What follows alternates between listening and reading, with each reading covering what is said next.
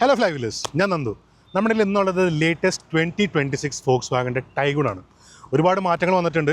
ആ മാറ്റങ്ങളൊക്കെ നമ്മൾ നേരത്തെ വീഡിയോയിൽ പറഞ്ഞിട്ടുണ്ടായിരുന്നു. നമ്മൾ ഇന്ന് പോകാൻ പോകുന്നത് ചണ്ഡീഗഡിൽ നിന്ന് ജമ്മുവിലുള്ള കാട്ര വരെയുള്ളൊരു ലോങ് ഡ്രൈവാണ്. ഈ ലോങ് ഡ്രൈവിൽ നമുക്ക് എന്തായാലും ഈ വാഹനത്തിലുള്ള വിശേഷങ്ങളും ഡ്രൈവ് ചെയ്യാൻ എങ്ങനെയുണ്ടെന്നും ഈ വന്നേക്കുന്ന മാറ്റങ്ങൾ എത്രത്തോളം ഈ വാഹനത്തിനെ ഹെൽപ്പ് ചെയ്യുന്നുണ്ടെന്ന് നമുക്ക് നോക്കാം. So my flywheelers, welcome to fly.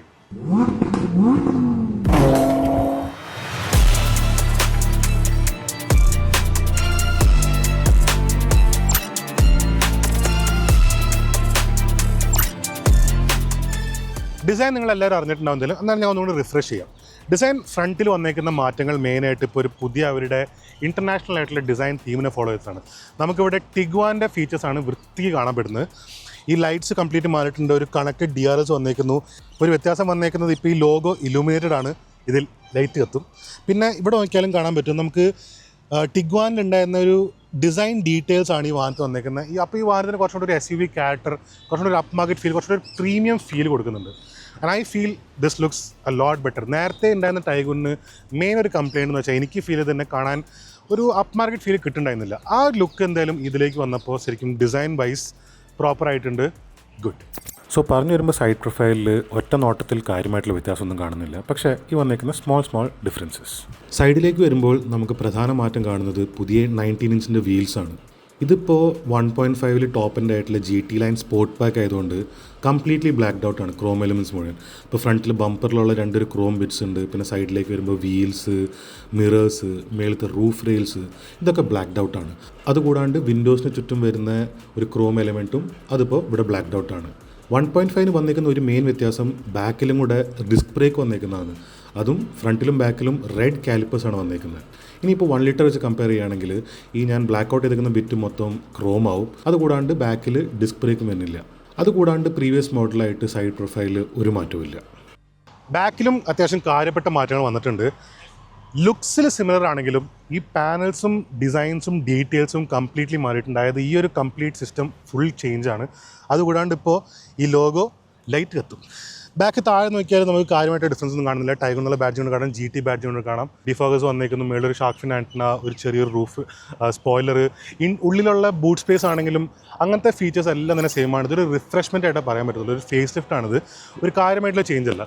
But it's a good face lift.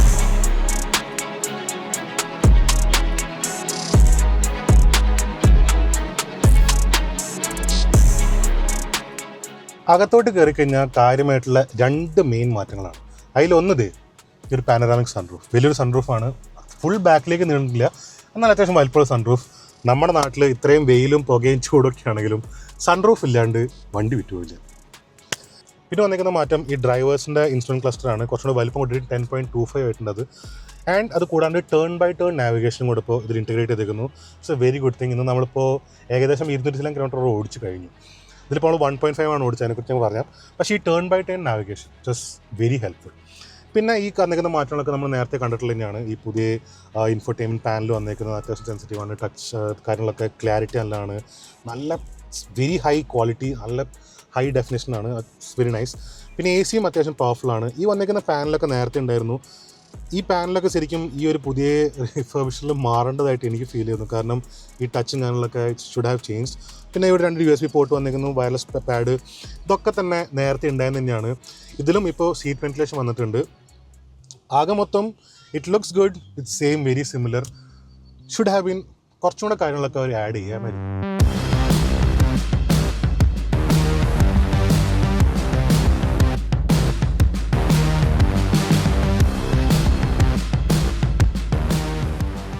ഇനി നമുക്ക് ഈ ഡ്രൈവിലേക്ക് കടക്കാം.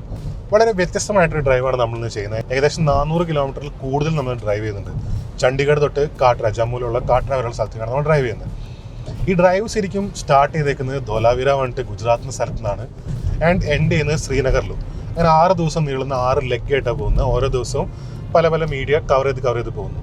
ഫോക്സ് വാഗൺ അതുകൊണ്ട് അച്ചീവ് ചെയ്യാൻ ശ്രമിക്കുന്നത് വെച്ച് കഴിഞ്ഞാൽ എല്ലാ കാലാവസ്ഥയും, എല്ലാ ടെറീനും, എല്ലാ കാര്യങ്ങളും ഈ വാഹനം വളരെ നിഷ്പ്രയാസം കവർ ചെയ്യും. ധോലാവീര പറഞ്ഞ ഏറ്റവും ചൂടുള്ളൊരു സ്ഥലമാണ്. അവിടെ നമ്മൾ മഞ്ഞ് പെയ്യുന്ന ശ്രീനഗറിലേക്കാണ് പോകുന്നത്. സോ ഫയർ ടു ഐസ് എന്ന രീതിയിൽ എല്ലാ കാലാവസ്ഥ, എല്ലാ പ്രശ്നങ്ങളും കവർ ചെയ്ത് പോകുന്നു. വണ്ടിക്ക് ഒരു പ്രശ്നം വരുന്നില്ല. എന്തായാലും നമുക്കൊരു കാര്യം മനസ്സിലായി, ഇതൊരു വണ്ടിക്ക് ഒരു പ്രശ്നമില്ല. കണ്ടിന്യൂസ് ആയിട്ട് ഡ്രൈവ് നടന്നുകൊണ്ടിരിക്കുക. ആൻഡ് വണ്ടിക്ക് അങ്ങനെ കാര്യമായിട്ടുള്ള ഒരു പ്രശ്നങ്ങളും ഫീൽ ചെയ്യുന്നില്ല. Nothing is there. So that is proven well done. ഇനി ഈ വാഹനത്തിന് ഡ്രൈവിങ്ങിൽ 2 എഞ്ചിൻ ഓപ്ഷൻസ് ഉള്ളത്, ഒന്ന് 1.5 ഒന്ന് 1 ലിറ്ററും. ഈ 1 ലിറ്ററാണ് സ്പെഷ്യലായിട്ട് ഇറങ്ങിയിരിക്കുന്നത്. ഇപ്പോൾ ഇതിൻ്റെ പുതിയ 8 speed torque converter gear box ആണ്. 6 സ്പീഡിൽ നിന്ന് മാറി 8 സ്പീഡാക്കി. അതിലവർ പറയുന്ന വ്യത്യാസം എന്ന് വെച്ചാൽ മെയിനായിട്ട് എഫിഷ്യൻസി കൂടിയെന്നാണ്. എഫിഷ്യൻസിക്ക് വേണ്ടി മാത്രമായിട്ടാണ് ഇപ്പോൾ ഈ മാറ്റം വരുത്തിയേക്കുന്നത്. എഫിഷ്യൻസി മാറ്റം വന്നിട്ടുണ്ടോ എന്ന് വെച്ച് കഴിഞ്ഞാൽ കാഴ്ചയിൽ മാറ്റം നമുക്ക് കാണാനുണ്ട്. കാരണം ഇന്ന് രാവിലെ വേറെ ബാച്ചാണ് ഓടിച്ചത്, വേറെ ടീമാണ് ഓടിച്ചത്. അവരെന്തായാലും നല്ല പുഷ് ചെയ്താൽ ഓടിച്ചതെന്ന് തോന്നുന്നുണ്ട്. കാരണം നമുക്ക് കിട്ടുമ്പോൾ 9.8 ആയിരുന്നു എഫിഷ്യൻസി കാണിക്കേണ്ടതെന്ന്, നമുക്ക് അത്രയും ഡിസ്റ്റൻസ് ഓടിച്ചതിന്.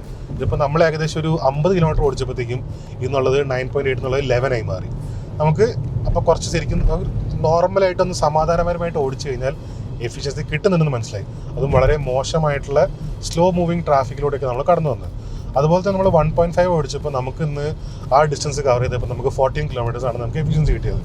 അത് നമ്മൾ പറഞ്ഞ പോലെ വളരെ സ്ലോ ആയിട്ട് ഓടിക്കുന്ന ഒരു തരത്തിലുള്ള പുഷിംഗ് ഒന്നും ചെയ്തിട്ടില്ല. വെരി നോർമൽ, ഒരു സാധാരണ ഒരു മനുഷ്യൻ ഓടിക്കുന്നത് എങ്ങനെയാണോ ആ രീതിക്ക് നമ്മൾ ഓടിച്ചിട്ടുള്ളത്.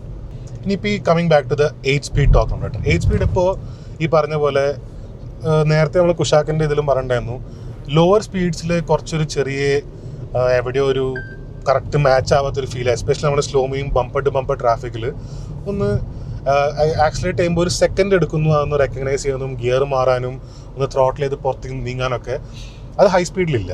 അതുപോലെ തന്നെ നമ്മൾ സ്പോർട്ടിൽ ഇട്ട് കഴിഞ്ഞാൽ അങ്ങനത്തെ ഒരു ഡ്രാസ്റ്റിക് ചേഞ്ച് നമുക്ക് ഫീൽ ചെയ്യുന്നില്ല. നമ്മൾ ആക്സിലേറ്റ് ചെയ്ത് കഴിഞ്ഞാൽ ഡൗൺ ഷിഫ്റ്റ്സ് ഭയങ്കര ക്വിക്കാണ്. അതായത് ഇപ്പോൾ നമ്മൾ S6 എന്നൊക്കെ ഒറ്റയടിക്ക് S3 S2ലേക്കൊക്കെ നമ്മൾ എത്രത്തോളം ആക്സിലേഷൻ കൊടുക്കുന്നുണ്ടോ അതിനനുസരിച്ച് ഡൗൺ ഷിഫ്റ്റ് അത് ദാറ്റ് ഈസ് വെരി നൈസ്.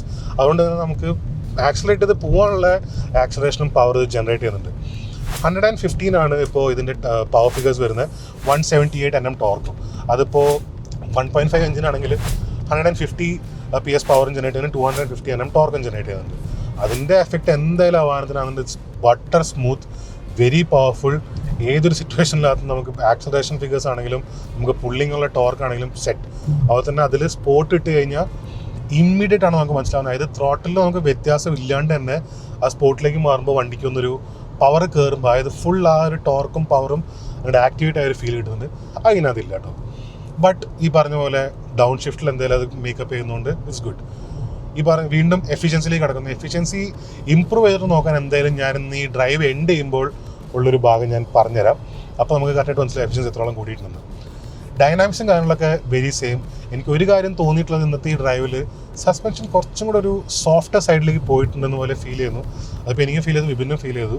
നേരത്തെ കുറച്ചും കൂടെ ഡ്രൈവർ സെൻട്രിക് ആയിരുന്നു വാഹനം, കുറച്ചും കൂടെ സ്റ്റിഫർ ആയിരുന്നു. സ്റ്റിയറിങ്ങും കുറച്ചും കൂടെ വെയിറ്റഡ് ആയിരുന്നു. ഇതിപ്പോൾ സ്റ്റിയറിങ്ങും കുറച്ചൊന്ന് ലൈറ്ററായ പോലെ, അതുപോലെ സസ്പെൻഷനും കുറച്ചുകൂടെ ലൈറ്ററായ പോലെ ഫീൽ ചെയ്യുന്നുണ്ട്. അതുകൊണ്ട് തന്നെ ഡൈനാമിക്സ് അത്രയ്ക്ക് അങ്ങോട്ട് നമുക്ക് ഭയങ്കര ഡ്രൈവർ സെൻട്രിക് ഡൈനാമിക് ആയിട്ട് നമുക്ക് ഫീൽ ചെയ്യുന്നില്ല. ഒരു കംഫർട്ട് സെൻട്രിക് ആണ് വാഹനം ആകെ മൊത്തം. ഇത് 1 ലിറ്ററിൻ്റെ ടോപ്പ് എൻഡ് ഹൈലൈൻ എന്ന് പറയുന്ന വേരിയൻ്റ് ആണ്. ഇതിന് ഇൻറ്റീരിയേഴ്സ് ഒക്കെ ഉണ്ടല്ലേ, ഫുൾ ബേജ് ആണ്. നമുക്ക് ബാക്കി ഫീച്ചേഴ്സും കാര്യങ്ങളൊക്കെ സെയിം തന്നെ. വന്നേക്കുന്ന വ്യത്യാസം ഈ ഒരു ബേജ് കളറും സീറ്റ് വന്നേക്കുന്ന ഈ മാറ്റങ്ങളാണ്. ഇതിപ്പോൾ നമ്മൾ 1.5ൻ്റെ ഏറ്റവും ടോപ്പ് ആയിട്ടുള്ള GT സ്പോർട്ട് പാക്കേജ് ആണത്. അതിൽ ഇൻറ്റീരിയർ മൊത്തം ബ്ലാക്ക് ആണ്, കംപ്ലീറ്റ് GT എന്നുള്ള ബാഡ്ജിയും കാര്യങ്ങളൊക്കെ കാണാൻ പറ്റും. പക്ഷേ features vice both very same, package എല്ലാം തന്നെ സിമിലർ. എടുത്തു പറയേണ്ട ഒരു കാര്യം, നമ്മൾ നേരത്തെ കുഷാക്കിനെ കണ്ടപ്പോൾ നമ്മളൊരു മസാജ് ഫംഗ്ഷൻ ബാക്ക് സീറ്റിൽ അവർ ഇൻക്ലൂഡ് ചെയ്തിട്ടുണ്ടായിരുന്നു. ആ ഒരു ഫംഗ്ഷൻ ഇതിനകത്ത് ഇൻക്ലൂഡ് ചെയ്തിട്ടില്ല. പക്ഷെ അതിന് പകരം വേറെ എന്തെങ്കിലും ഒരു ഫീച്ചർ ശരിക്കും പറയുക വെച്ചാൽ അവർക്ക് ഇൻക്ലൂഡ് ചെയ്ത ഒരു വാ ഫാക്ടർ കൊള്ളിക്കാൻ വേണ്ടിയിട്ട്. കാരണം ഒന്നാമത് അതിനെക്കാട്ടിലും കുറച്ചുകൂടി എക്സ്പെൻസീവ് ആയിട്ടൊരു വെഹിക്കിളാണിത്. ആ എക്സ്പെൻസ് ജസ്റ്റിഫൈ ചെയ്യാനുള്ളൊരു സ്റ്റാൻഡ് ഔട്ട് ഫീച്ചർ ശരിക്കും ഈ വാഹനത്തിനകത്ത് വരുന്നില്ല. എനിക്ക് ഫീൽ ചെയ്യുന്നു ബാക്കിലൊരു സീറ്റ് വെന്റിലേഷനോ അങ്ങനെ എന്തെങ്കിലും ഒരു ഗിമ്മിക്ക് ആഡ് ചെയ്തിട്ട് they could have made it a lot better. ശരിക്കും ഒരു മിസ്ഡ് ഓപ്പർച്യൂണിറ്റി ആയിട്ട് എനിക്ക് ഫീൽ ചെയ്യുന്നത്. They should have done it. അതുപോലെ തന്നെ നേരത്തെ ഉണ്ടായിരുന്ന ഈ AC കൺട്രോൾസ് ആണെങ്കിലും ഈ സ്വിച്ച് ഗിയറിൻ്റെയും ബട്ടൺസിൻ്റെ ഒക്കെ ക്വാളിറ്റി ഒന്നും പറയാനില്ല. അതിപ്പോഴും വെൽഡാണ്. അത് ഫോക്സ് വാഗൺ, അത് ജർമ്മൻ കാർസിനെ മെയിൻറ്റെയിൻ ചെയ്തിട്ടുണ്ട്. പക്ഷേ ഈ AC കൺട്രോൾസ് അങ്ങനെ കുറച്ച് യൂസബിൾ ആയിട്ടുള്ള ചെറിയ സാധനം അതിലൊക്കെ ഒരു ചെറിയ ഇമ്പ്രൂവ്മെൻ്റ് ഒക്കെ വരുത്താമായിരുന്നു. വീണ്ടും ഒരു മിസ്ഡ് ഓപ്പർച്യൂണിറ്റി. പക്ഷെ ഒരു കാര്യം ഡെഫിനറ്റ്ലി ഇപ്പോൾ 10.1ൻ്റെ പുതിയ ഇൻഫോടൈൻമെൻറ്റ് സ്ക്രീൻ വന്നിരിക്കുന്നു. അത് വെരി ക്ലിയർ, വെരി ലെജിബിൾ, അടിപൊളിയായിട്ടുണ്ട്. എനിക്ക് ഈ ഫുൾ ബ്രൈറ്റ്നസ്, അതായത് പുറത്ത് നല്ല വെയിലാണ്, ആ വെയിലത്തും വളരെ ക്ലിയറാണ്, വളരെ ലെജിബിളാണ്. അതുപോലെ തന്നെ 10.25 ഇഞ്ചിൻ്റെ പുതിയ ഡ്രൈവർ ക്ലസ്റ്ററാണ് വന്നേക്കുന്നത്.